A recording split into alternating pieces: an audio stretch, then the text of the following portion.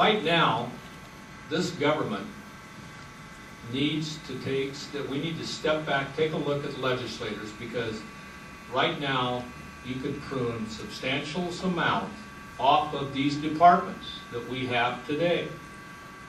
You have some departments that have hundreds of vacancies that aren't filled, but they get money for it. They're allocated for it. You also have departments that are ineffective, but we don't look into them.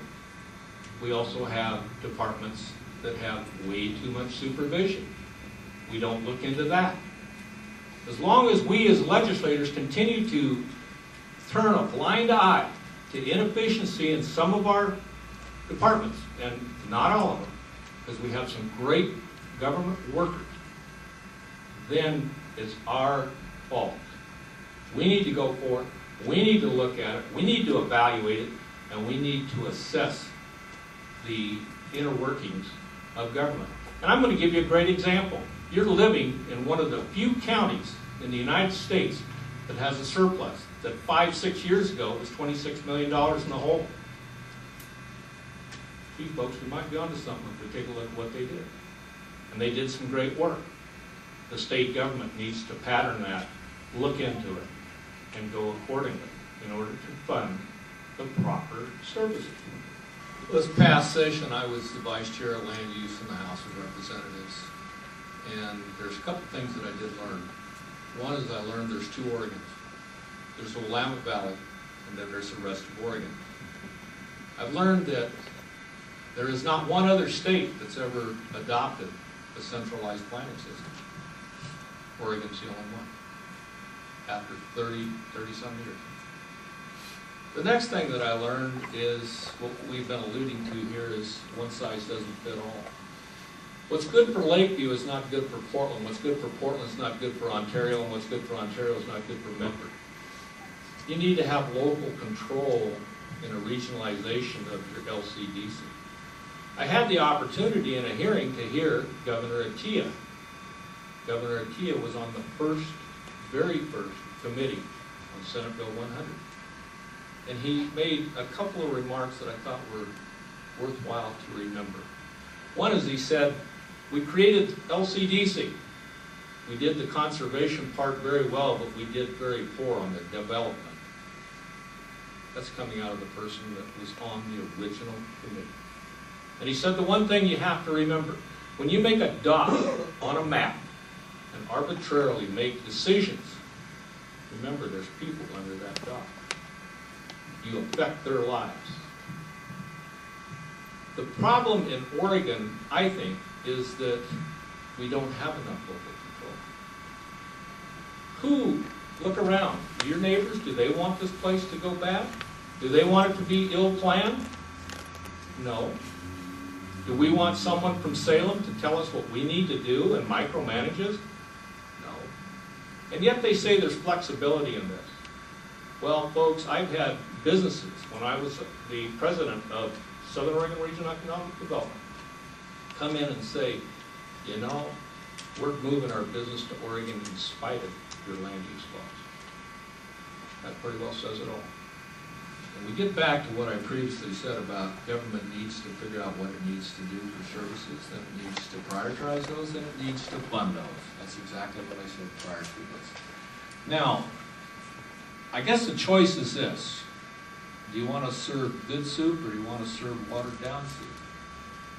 Because you cannot tell me that every program we have in this state works extremely well. You can't tell me that they're not good programs either.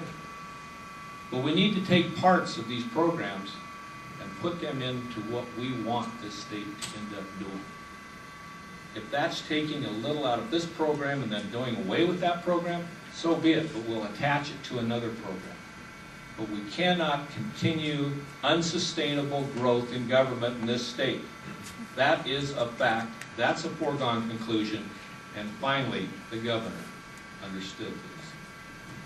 We had a meeting together, I think 2 years ago or so. Representative Buckley, Senator Bates, and myself sat in on a meeting that was very interesting. At that time, we were told that there were less than 1,000 people in the state of Oregon that the original bill would have covered, that the voters voted on. Less than 1,000. At that time, there was 26,000 or so people on medical marijuana. It was even brought up, we had a doctor that issued 8,000 prescriptions before they took his license. 1 year. I believe now we're over 30-some thousand people. I think the whole medical marijuana bill needs to go back to the people. It needs to take a second look at, and we need to have that intention of the voter cast in stone, because what we're doing today is not the bill of goods we were sold as voters when this came up. I think in the Tier 1 situation, you're not going to be able to change anything of that, nor should I think we should, because it's a contract agreement. The Supreme Court has ruled on that in the past. I do think, though, that today we should embark upon a different type of a retirement for public employees. We should not guarantee and give them just a flat 8%. We should set it up similar to what we have in the private sector, where if you have 4% you want to give of your pay, then the state should match your 4%. If you want to do 5, we'll match the 5. If you want to do 6, we'll do 6. If you want to do 7, okay, we're giving you 6. That's our maximum. We need to have some sort of a matching fund that we will match dollar for dollar that the people want to put in, but we need to cap that. And we can't guarantee certain returns on that as well. That's suicidal. But we need to revamp and work that similar to a 401k, just like in the private sector. So what we do today is what we're going to live with in the future and what our grandkids will live with. So let's make the appropriate moves today. And if that means less benefits, then that means less benefits, because if we can't afford them, it doesn't matter whether you have the benefits. If you can't afford it, it doesn't matter. The grants are great. I wish we were in a position where we could have free education for everyone in this state. That would be the optimum.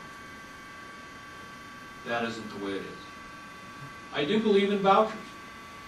And I'll tell you why I believe in vouchers. Even if it's in public schools, you'll have competition between the public schools. Competition brings innovation. Monopolies bring nothing.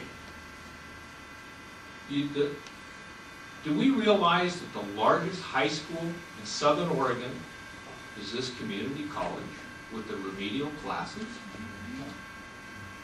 Yeah, that's staggering. It's almost 1,900 and some students. These are kids that have either quit school or passed school, but still do not have the fundamentals to do 101 level work. We need to do better. We need to have what I call workforce development. That's a transition between high school into the community college into the working force itself. Right now, we need to have in place something for those kids, because the last statistic I heard, which was a couple of years ago, which may be pretty accurate today, less than 18% of all kids that enter high school graduate out of college.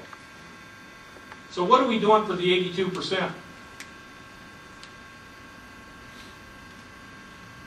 We need to think about that, because that 82% is your blue-collar workers. And we can't continue on and saying, if you don't go to college, you're a failure. We need to say, if you're a plumber, you can make great money. If you're a sheet metal worker, that's a skill. If you're a welder, it's a skill. And I'll tell you what, we have a joke in Southern Oregon, and I'm going to use a doctor as an example. Would you rather hire a neurosurgeon or a plumber? And the answer is the neurosurgeon, because the availability is quicker and the cost is less. Blue-collar workers are what we're really about, yet we're missing the boat with these kids. How do you prevent schools from what I call social advancement? Real simple. When they get to a rural community, find out what high school they graduated out of, and if they don't have the skills, charge the high school for the class. Yep.